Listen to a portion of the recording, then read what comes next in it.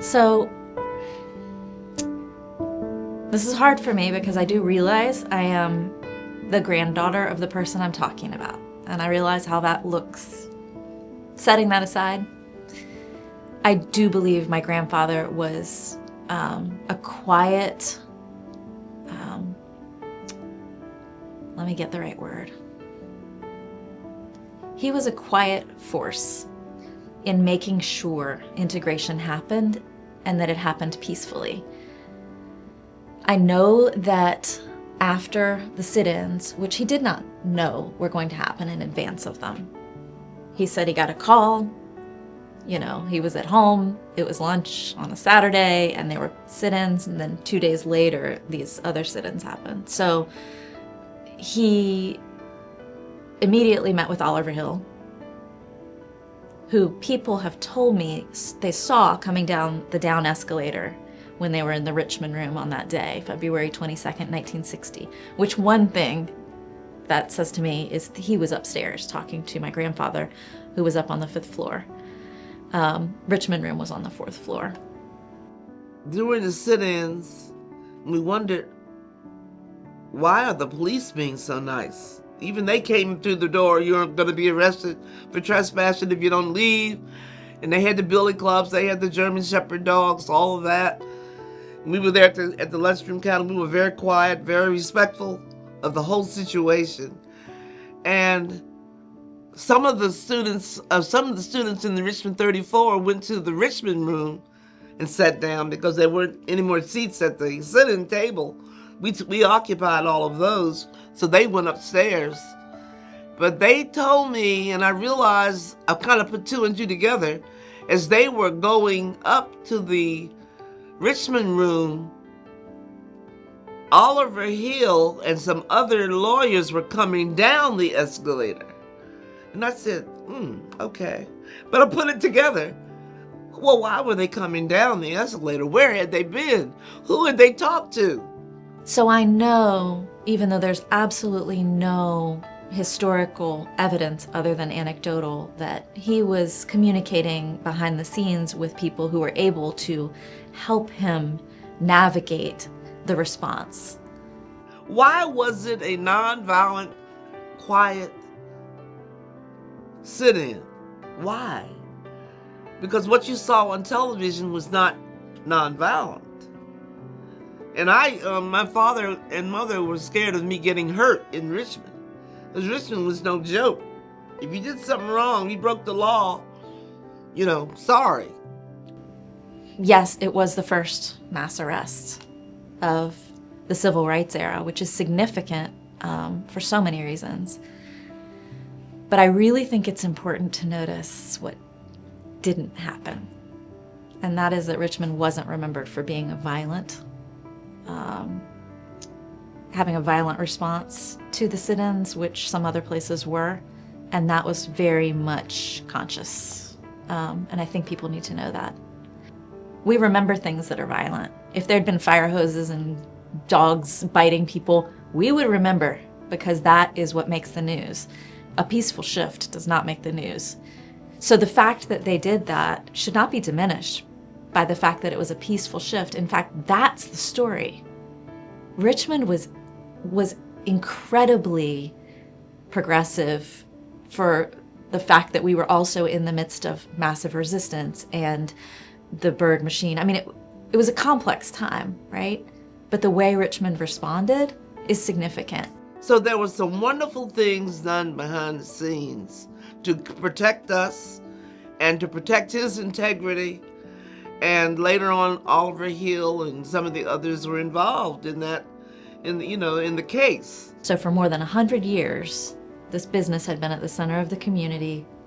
He very much believed a rising tide lifts all ships. He very much believed in the power of community, and he saw the importance of integration. He had already integrated the employee lunchroom. He was like, that wasn't for the public, we could do that.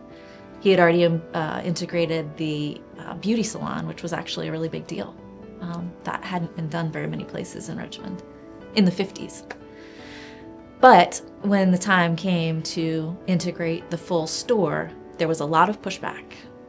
And there were quite violent responses in that there were death threats issued to my father and his brother and sister, and they had police living in their dining room and taking the kids to school because there was pushback, which we can see in this time period we're living in now. This was a very hot political topic and stirred up a lot of emotion, and there were a lot of people who did not want integration. We know that. But during that time, we started talking about what really her family was going through during those times. Everything was great on the outside, but boy, did they go through something during that time. You know, having the police security people for her in her home, people going to school, not wondering what was going to happen.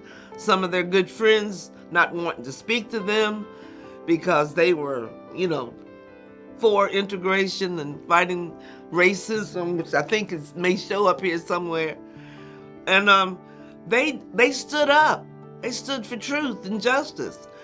And also told the merchant right next to him, the store, Millers and Rose, look, we're going to do this. We're going to get this done together.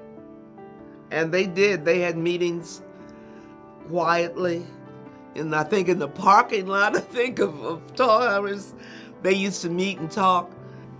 It was really important to him to involve Webster Rhodes of the store across the street, which was Miller and Rhodes. They had an even greater percentage of white clientele. So getting them to integrate, he felt, was crucial because it showed a collaboration and a united response. With the two big department stores integrating, he wanted it to happen on the same day. He wanted it to happen quietly. Like, he and Webster Rhodes decided to invite leaders from the Black community to dine with them in their dining facilities, the Richmond room at Thalhimers, which is where part of the sit-ins had taken place, and the tea room at Miller and Rhodes. And they did this on the same night, and you can't read much about it because it was quiet. It was done as like a symbolic, like, you're welcome here. Your community is welcome here. And they wanted it to feel personal and it's not a media stunt. It was heartfelt. From the background that I've learned, he not only just was kind then, many years before, he had tried to get people of color in the community to step up and run for office and do things, make some changes. And this was all throughout. He never kept quiet, and the people that worked for him loved him. They adored him. And my daughter-in-law told me how many people loved him. And I think one of the most outstanding things that happened, and Little Lee shared it with me, in addition to him trying to promote people to make this place a better place, he was summoned by the President of the United States at that time, John Fitzgerald Kennedy, to come to the White House. Mr. Williams B. Thalhimers Jr., I want you at the White House. I've heard about you and how you have tried to foster integration in a very nonviolent, quiet way. And I want to know what you've been doing. He told me that, Black and white are as equal as can be, and that he said, like, we were born Jewish.